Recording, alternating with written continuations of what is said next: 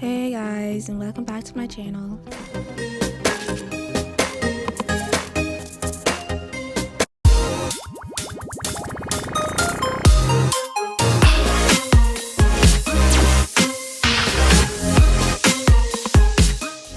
Okay guys, so I would like to start off these type of videos with the story of the baby Jesus and how he came to be born onto this earth.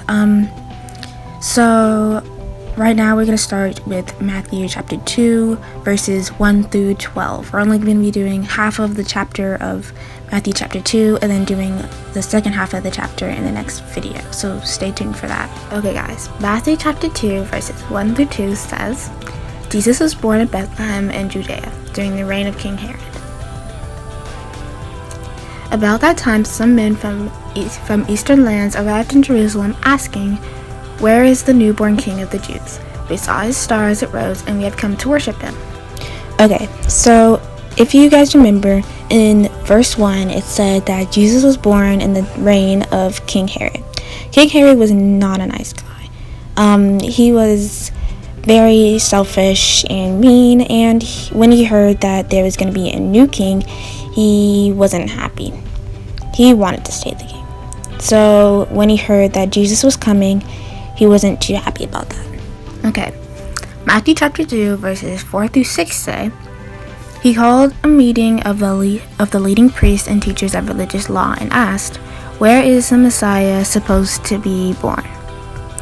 "In Bethlehem, in Judea," they said, "for this is what the prophet wrote.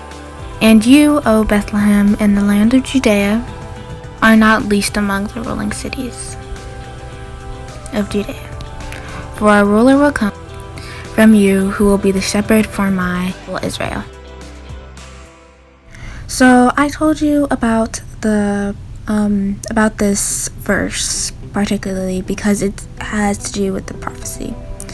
Now, when Jesus comes to earth, he basically fulfills a lot of these prophecies and makes what they say is going to happen come true.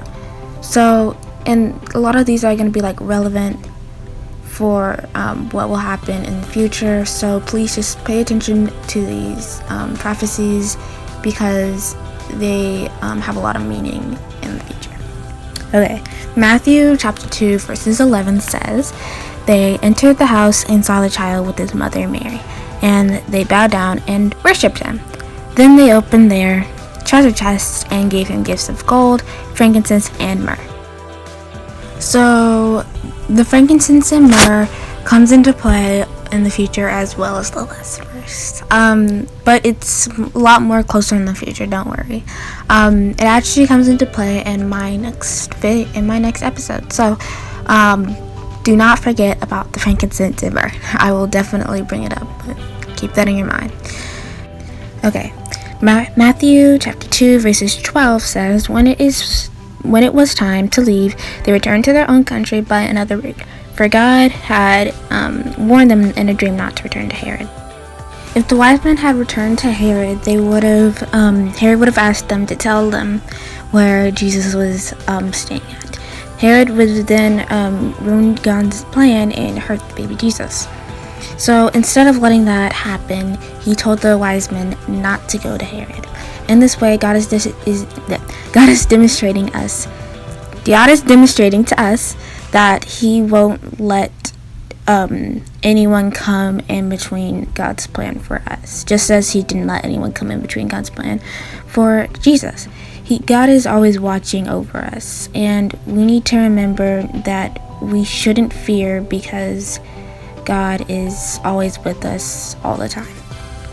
So if you are new to Christianity or thinking about becoming a Christian, something that has helped me is that you should always trust that God is always going to be there, and then you don't have to worry about certain things.